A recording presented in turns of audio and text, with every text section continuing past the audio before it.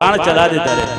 हनुमान जी राम राम करत नीचे गिर जाता रहे। राम शब्द सुन के जब भरत जी नजदीक जाता रहे हनुमान जी के, अब बातचीत के दौरान जब सब कुछ पता चलता तो भरत जी कहते रहे कि हनुमान जी बहुत बड़ गलती हो गई हमरा से, ई बात जाके तू हमरा भैया से मत कहिया, ना तो पहले ही से कलंकित बानी, माई के चलते कलंक बहुत बड़ लागल बा हमरा पर। आई बुझाते कि हमरा वजह से अब बहुत बड़ पाप हो गए। हनुमान जाके जनी कही करुणा निधान से, हनुमान जाके जनी कही करुणा निधान से,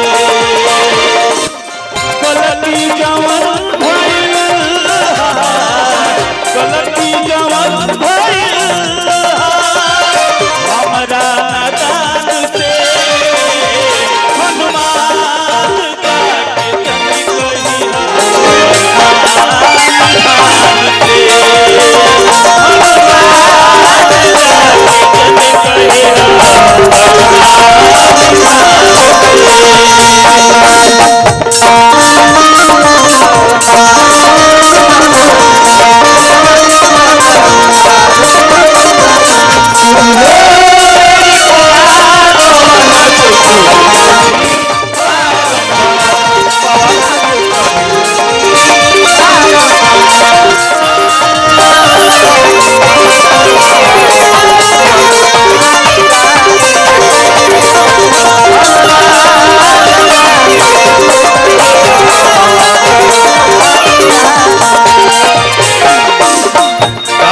गार्जियन की तरफ से बहुत रुपया का पुरस्कार मिला, हार्दिक अभिनंदन बा, बहुत बहुत प्रणाम बा, आशीर्वाद की चाहना। भरत जी कहता रहे कि पहले से कलंक हमरा पे बाए हनुमान जी, आई गलती के अगर पता लग जाए भैया कि तू का सोचे है हमरा विषय में, औरी ये कलंक अपने आप से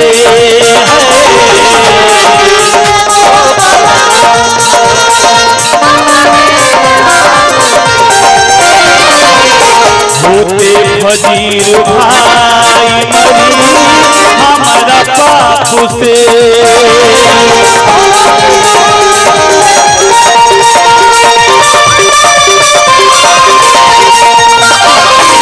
और ये कलंक मिलल अपने आप से,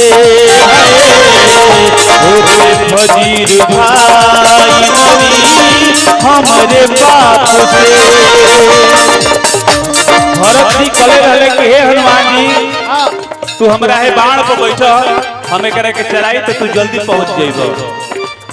कोनो भी लक्ष्मण जी अब बजरंगबली कोनो महान कार्य अगर करत रहल हालो तो राम जी कहत रहले है कि भरत बाल बाहुबल एक, इतना शक्ति रहला भरत जी।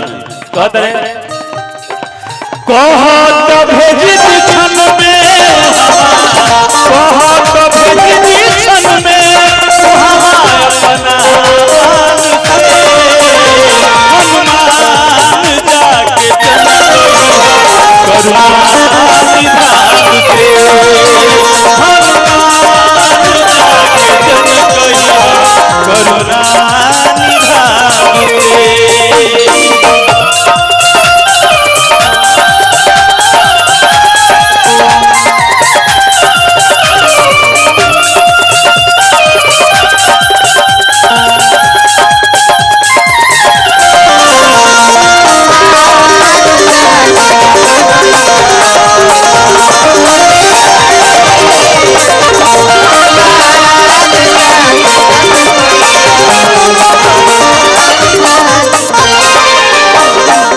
जब इंसान ये दुनिया में आवेला, इंसान समय के गुलाम होला है भैया।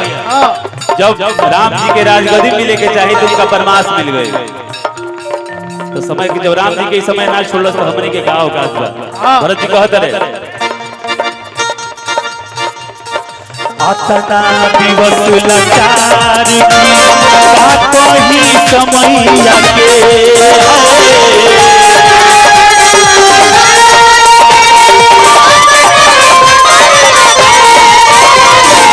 चाहिए के नाम मदद करे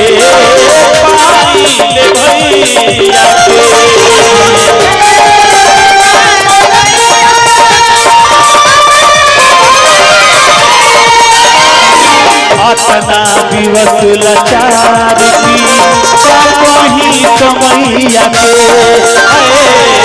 चाहिए के नाम मदद करे पाइल भैया के होते फजीर बागी लक्ष्मण होते फजीर बागी लक्ष्मण चली गई है जान से हनुमान जाके कहीं